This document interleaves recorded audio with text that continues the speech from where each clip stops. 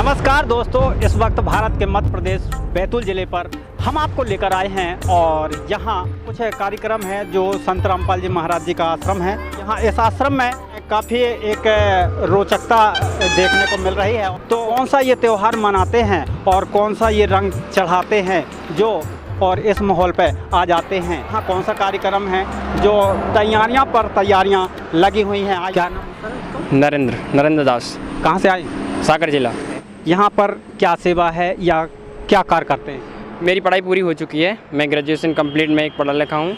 मैं घर पे रहता हूँ और यहाँ पे संत रामपाल जी महाराज मेरे जो गुरुजी हैं उनके यहाँ पे ये बुद्ध दिवस 3 दिन का खुला भंडारा जो देसी घी का चल रहा है, उसी उपलक्ष्य में हम यहाँ पे आए हैं और ये 2, 3 और 4 मार्च में ये भंडारा चलेगा। गुरुजी बताते हैं कि जितनी सेवा आप करोगे उतनी ज़्यादा आपके पुण्य बनेंगे, इसलिए हम लोग सेवा भाव से यहाँ आश्रम में आते हैं और सेवा करते हैं। तो नरेंद्र दास जी से हमने मिला और बस ये जानकारी दी कि सेवा ही सर्वश्रेष्ठ है। सेवा तो माता पिता की भी होती है। नाम है आपका? महेंद्र। कहाँ से आए हैं? यहीं बैतूल से हूँ मैं। बैतूल से हो जी। संत रामपाल जी महाराज जी से नाम दीक्षा आपने भी लिया है क्या? जी। कब लिए थे आप? मैंने 2013 में नाम लिया था। क्या लिए हैं यहाँ? ये गाड़ी की एंट्री कर रही है सर। कैसी एंट्री होती है? ये भक्त आते हैं तो उन गाड़ी की एंट्री, वापस जाते हैं उनको कोई दिक्कत नहीं, वापस उनकी गाड़ी पार्किंग सेवा। तो पार्किंग की भी व्यवस्था यहाँ पर बनी हुई? हाँ बनी हुई है ना। तो आइए चलते हैं। यहाँ पार्किंग से लेकर सिक्योरिटी से लेकर के और यहाँ मंच की भी तैयारी बड़ी ज़ोरदार से यहाँ तैयारियाँ यहाँ रची हुई है। आगे हम चलेंगे बैतूल से और भोपाल रोड आपको दिखाई दे रहा है और जो है इसके साइड में यहाँ और यहाँ कमेटी को बैठाला गया है। कुछ बुजुर्ग भी बैठे हैं, जवान भी बैठे हैं, नवयुवक बैठते हैं। चाय पी रहे हैं आप? हाँ चाय पी रहे हैं जी। तो कितनी चाय पी लिए आज? होगी ना 2-3 दिन भरी चलती है। दिन भर चलती है। हाँ। पैसा कितना लगता है? नहीं लगते हैं, 1 रुपये भी नहीं लगते हैं। हर जगह तो रुपए लगते हैं। नहीं, इधर नहीं लगते। चाय पी रहे हैं। कितने रुपए लगे यहाँ? बिल्कुल निःशुल्क है यहाँ पे। निःशुल्क? हाँ। सर आपका? मेरा सुरेंद्र दास नाम।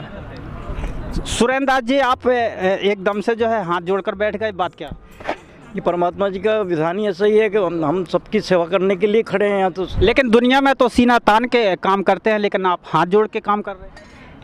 नहीं, आधीनी में हाथ जोड़ कर काम करना ही एक महत्वपूर्ण कार्य है, क्योंकि परमात्मा जी का एक विधान है और हम यदि आधीनी स्वीकार नहीं करेंगे तो कौन करेगा। संत रामपाल जी का उद्देश्य यही है कि सब आधीनी में रह करके परमात्मा जी के इस मिशन को आगे बढ़ाएं और आज जो समाज जो पाखंडवाद और इस अंधविश्वास के ऊपर जो चल रहा है उसको समाप्त करने का बीड़ा हमारे गुरु जी संत रामपाल जी महाराज ने जो उठाया है, उसका सहभागी बनने के लिए हमें ये निःशुल्क व्यवस्था और अपनी आध्यात्मिक गतिविधि को अपनाते हुए, आधीनी स्वीकार करते हुए और हमको अच्छे से लोगों में एक शांति का संदेश दें और लोगों को महसूस हो कि एक नया समाज बनने जा रहा है। तो उस नए समाज में किस प्रकार का वातावरण होना चाहिए, उस वातावरण की एक झलक यहाँ पर पेश करने के लिए यहाँ पर रहते हैं। आप एक झलक की बात कर रहे हैं, लेकिन यहाँ तो काफ़ी टेंट लगा हुआ है और यहाँ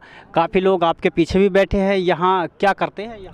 यहाँ लोग सभी सेवा भाव से सारे काम करते हैं और ये जो टेंट लगे हुए हैं ये सब परमात्मा की ऐसी विशेष अनुकृपा है, विशेष कृपा है।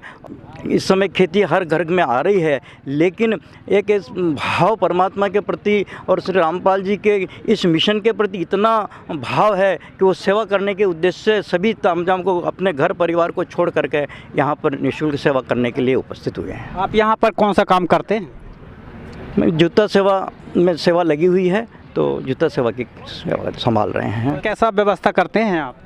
जूते में टोकन देते हैं उनको और जूते अपने रखते हैं और लाखों की संख्या में जो भक्त आएंगे उनके सारे जूते रखेंगे और उनको वापस निःशुल्क रूप से वापस उनकी सेवा करने का ही काम करते हैं। कबीर साहब ने बताया है कि सदा दिवाली संत की 12 मास बसंत, प्रेम रंग जिन पर चढ़े उनके रंग अनंत। यहाँ दिवाली मनाई जा रही है। दिवाली फागुन में भी दिवाली नज़ारा दिख रहा है और सामने बात आएगी और खुलासा होगा। आज 27/2/2023 है। तो यहाँ संत रामपाल जी महाराज जी के सनिग्ध में संत गरीबदास महाराज जी के बुद्ध दिवस के उपलक्ष्य में यहाँ 2, 3, 4 को यहाँ कार्यक्रम बताया जाता है, लेकिन यहाँ 6 दिन पहले से ही ऐसे कार्यक्रम के शुरुआत हो चुकी है और बड़े जोरदारों से यहाँ तैयारियाँ जारी हैं। और आगे हम चलेंगे कि यहाँ क्या क्या तैयारी है और यहाँ क्या क्या व्यवस्था है। क्या ऐसा तो नहीं कि व्यवस्था में कमी हो और लोग आ जाएं। पीछे की जानकारी अनुसार यहाँ मंच सजा है और यहाँ फूल खिले हैं। दूसरे गेट पर अब पहुँच चुके हैं और ये चढ़ाई है।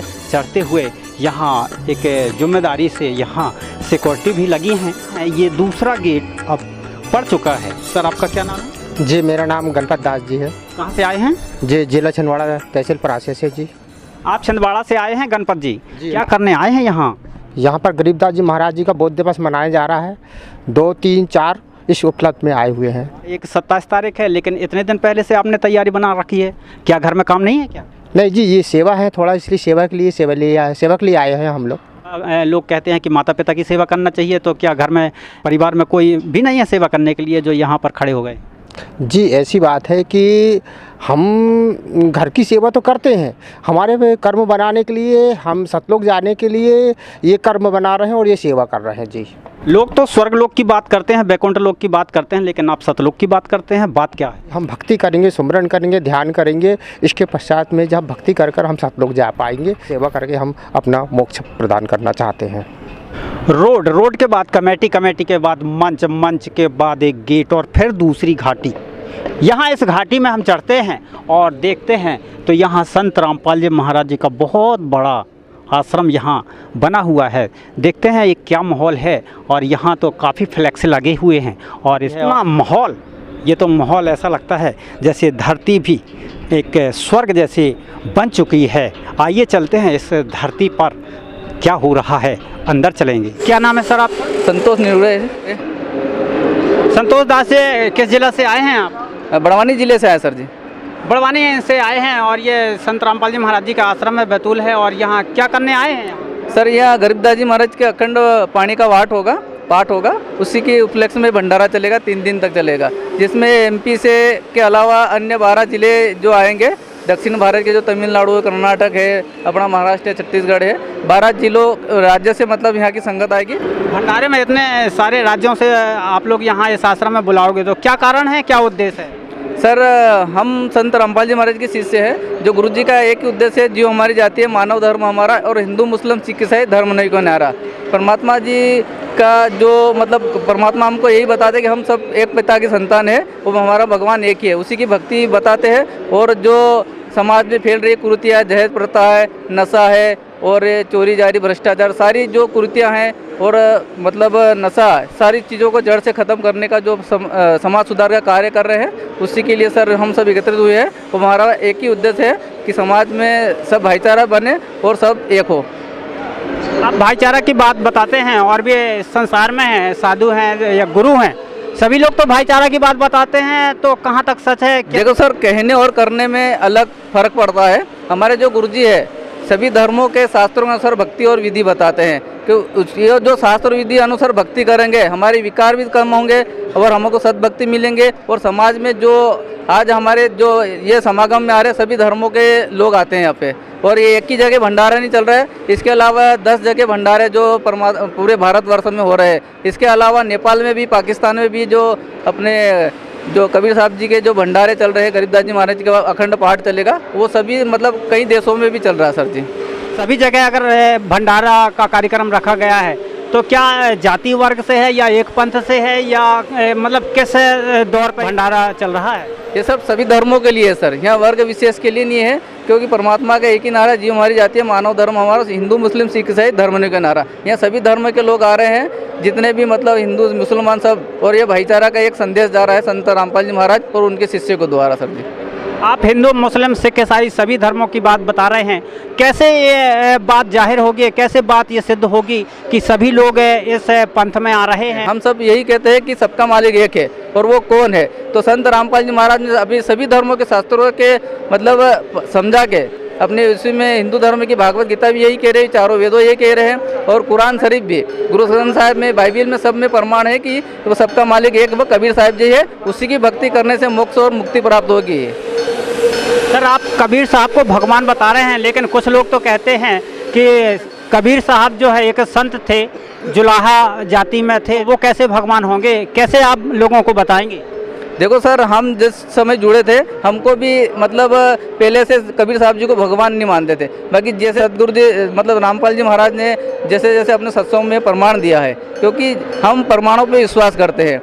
परमाणु जैसे वेदों में, चारों वेदों में परमात्मा की महिमा बताई है कि जो परमात्मा होते हैं, जो कमल के फूल पे प्रकट होते हैं और उनका कवारी गाय के दूध से भरण पोषण होता है। तो ये लीला है, आज तक किसी भी देवी देवता की नहीं हुई है। गुरुजी ने ये खोल के बताया है कि जो कबीर साहब जी थे, सबको पता है कि मगर से ससरी आए थे, ससरी गए थे, और उनका जन्म मतलब कमल के फूल पे प्रकट हुए थे और किसी माँ से जन्म नहीं हुआ था, और उनका भरण पोषण कवारी गाय के दूध से हुआ था। ये कबीर सागर में मतलब प्रमाण के तौर पर विद्यमान है सर जी। इसी के अनुरूप कुरान शरीफ में भी दे रखा है कि अल्लाह कबीर है जिन्होंने 6 दिन में सृष्टि की रचना करी और 7वें दिन तख्त पे जा बैठे। कबीर साहब का जो ज्ञान है, तो क्या सभी धर्मों के ग्रंथों में वो जानकारी देखने को मिलती है क्या?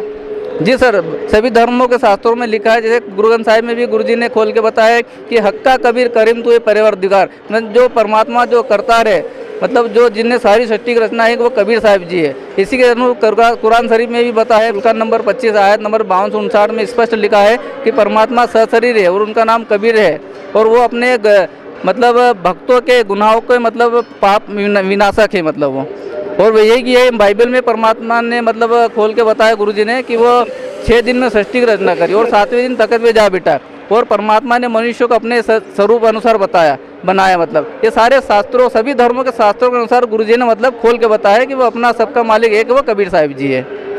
आप कबीर साहब को भगवान बता रहे हैं सर, लेकिन यहाँ जो है एक संत गरीबदास जी महाराज जी के विषय में हमको जानकारी इस आश्रम में मिली, तो आखिर संत गरीबदास जी महाराज जी के उपलक्ष्य में यह विशाल भंडारा क्यों मनाया जा रहा है? देखो, गरीबदास जी महाराज का जो कबीर सागर में विद्यमान है कि जो मेरा 12वां पंथ आएगा, है कि नहीं, मैं उसमें स्वयं प्रकट होऊंगा। 12वें पंथ कबीर सागर में गुरुजी ने पढ़ के बताया, जो 12वां पंथ गरीबदास जी महाराज के पंथ थे, और गरीबदास जी महाराज को स्वयं परमात्मा आए थे, सशरीर मिले थे, और उनको जो परमात्मा ने अपना ज्ञान दिया और उनको सतलोक लेके गए, और उन्हीं से सर जो उन्होंने जो परमात्मा जी की महिमा बताई है, और उसी में मतलब गरीबदास जी महाराज की वाणी में भी बताया है कि सबका मालिक है कि वो कबीर साहब जी है सर। क्या कुछ वाणी है जो कबीर साहब के विषय में संत गरीबदास जी महाराज जी बताए हुए?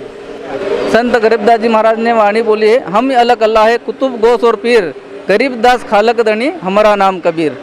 और ऐसे कई वाणियाँ जो परमात्मा के विषय में उन्होंने बताई है। इसका जी सर, धन्यवाद सर, नमस्कार सर।